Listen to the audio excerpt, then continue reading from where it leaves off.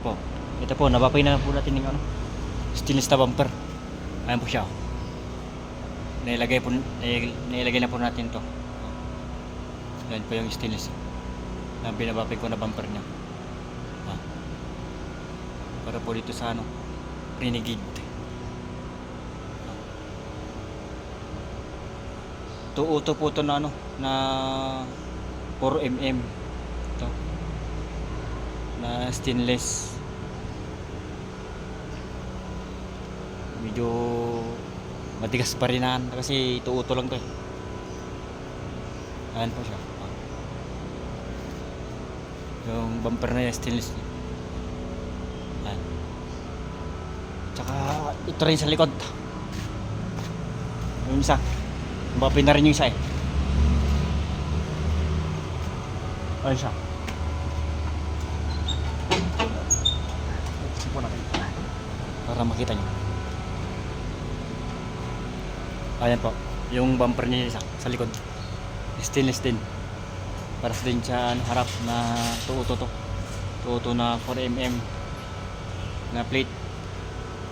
Ayan po siya. Stainless po yan. Matigas. Ayan siya.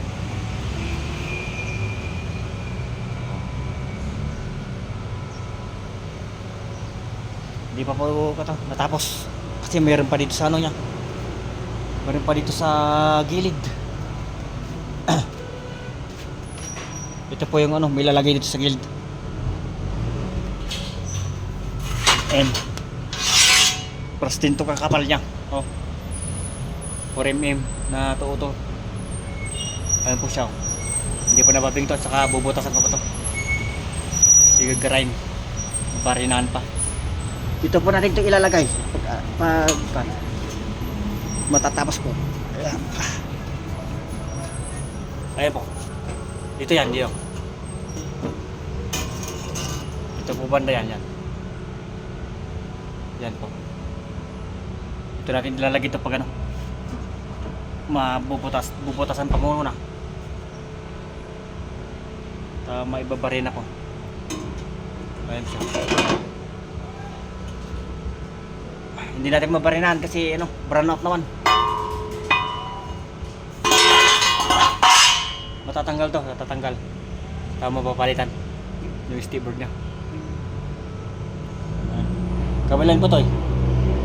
Nandito po yung isa. Yung isa dun sa kabila. Ayan siya. Sige po, maraming salamat.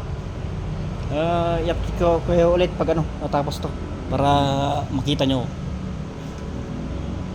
na kung pangit o ano, maganda yung pagkagawa. Ayan siya, bumper sa harap. ganito po kasi yung gusto yung may-ari, yung design na. Ayan.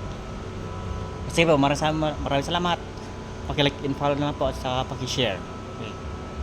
Thank you, bye bye.